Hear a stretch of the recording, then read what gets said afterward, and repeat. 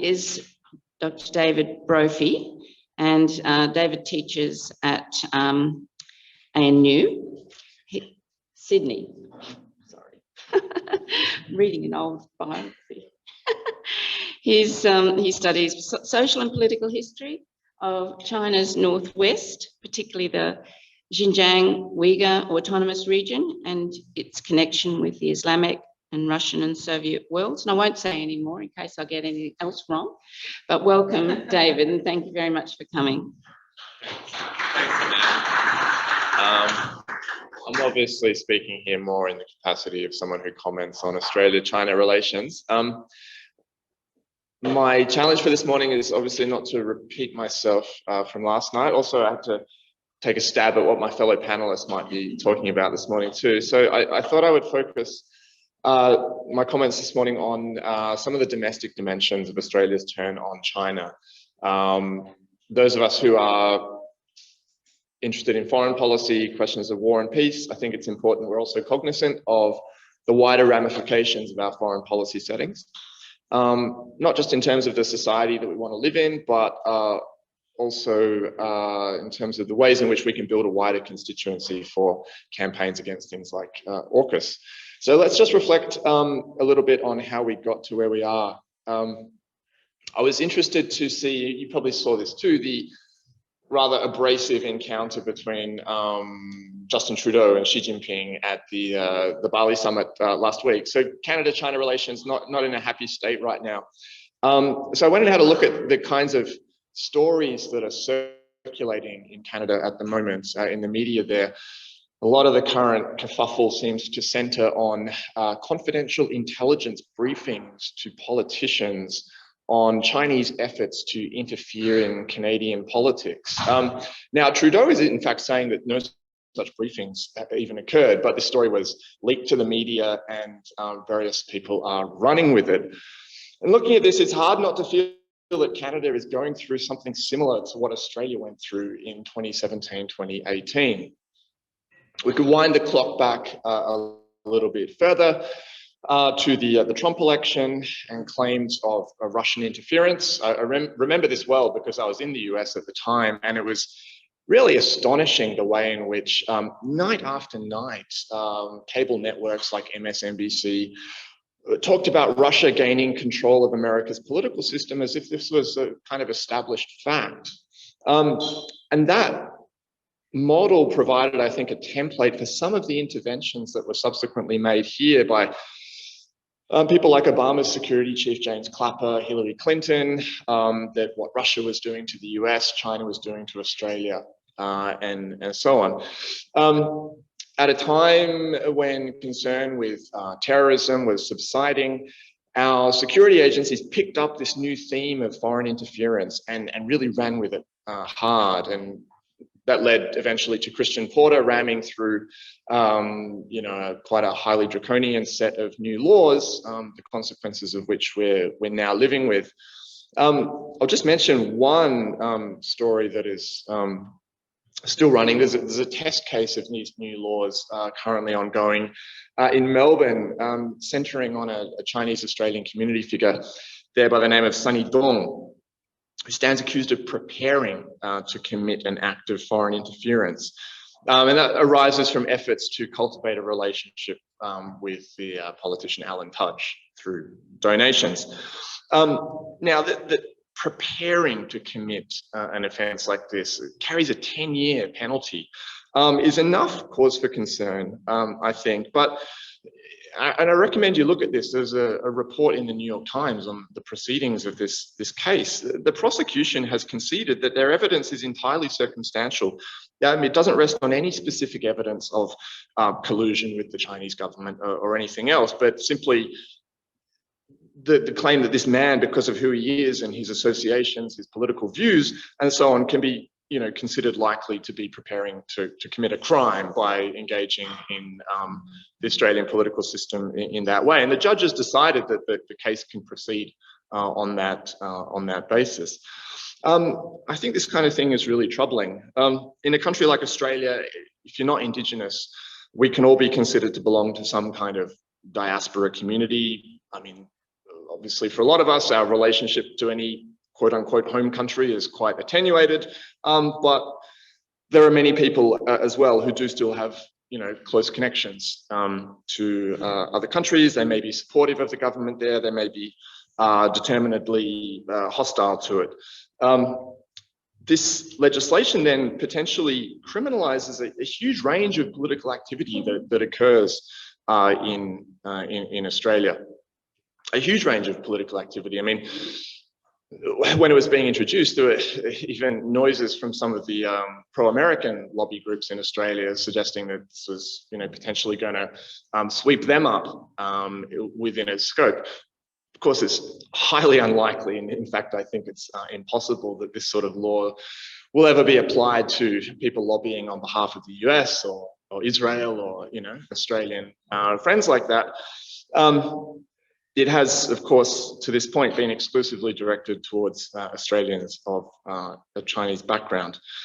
But of course, we should be conscious at a conference like this that questions of civil liberties in times of heightened international tensions are things that peace and anti-war activists also need to be very conscious of too.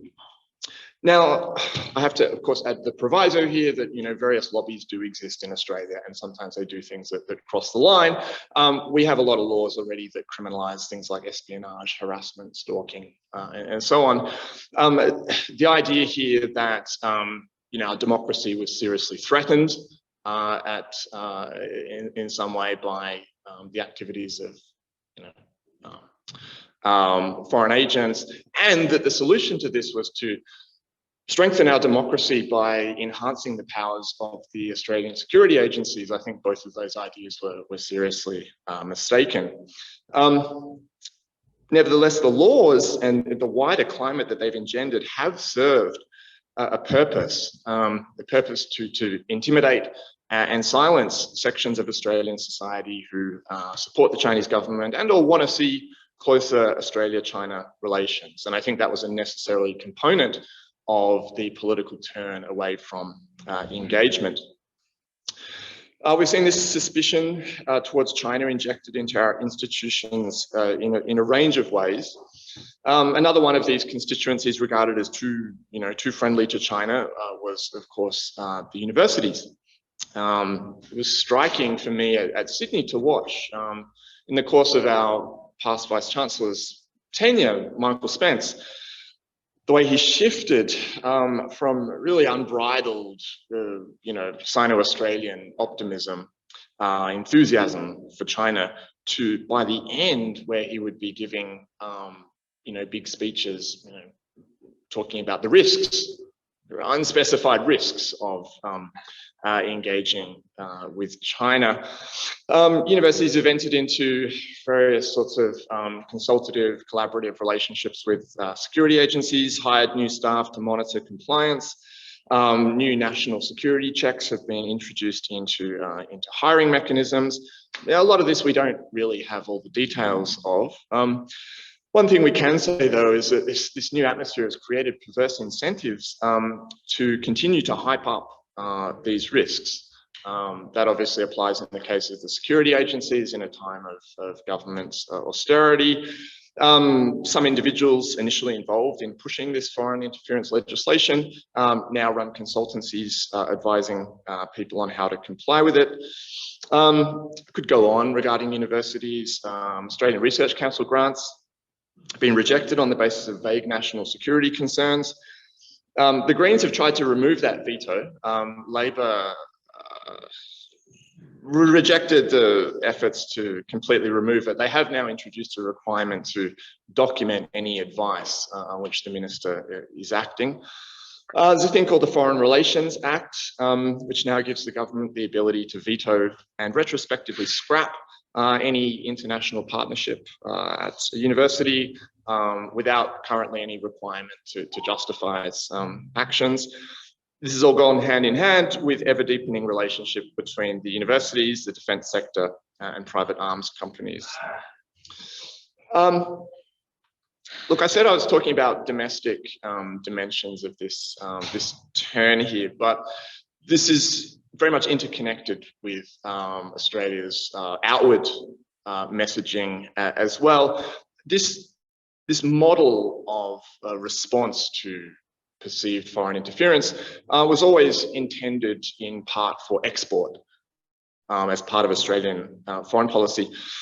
George Brandis mentioned earlier in the context of the Assange case, High Commissioner in London, he said that the new laws, quote, were developed by Australia explicitly as a Five Eyes project in consultation with the 4 other governments, so as to produce a world's best practice model which could be readily adopted by others.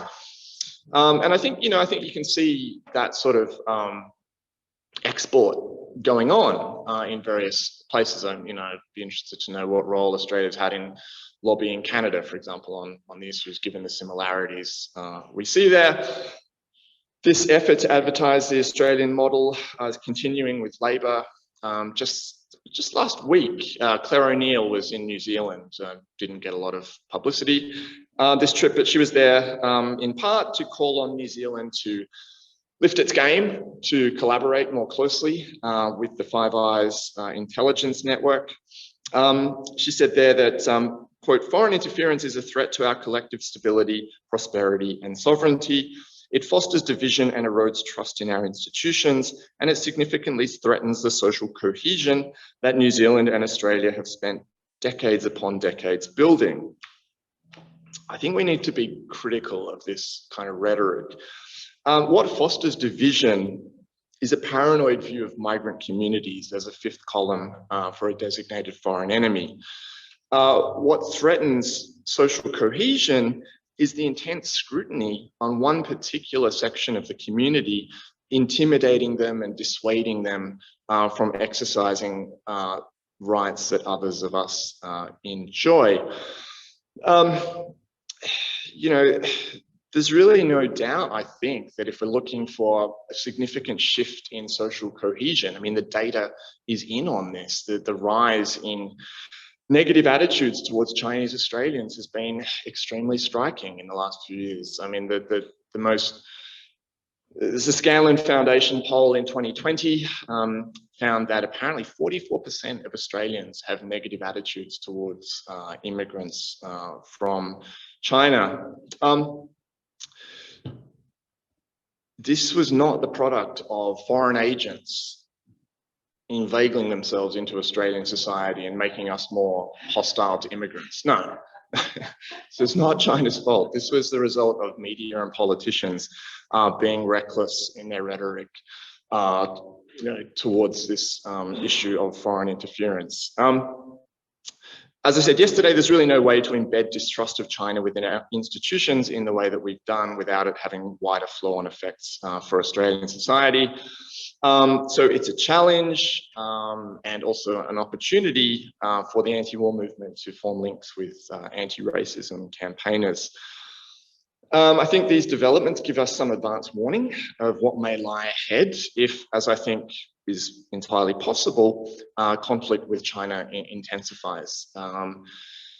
Obviously, Chinese Australians are likely to bear the brunt of that. It's just incredibly sad sometimes to be in meetings with members of the Chinese Australian community where people are seriously asking questions now about what can the government do to us if there's a war? Can they intern us? People are, doing the necessary research to find out what might be in store in that sort of situation.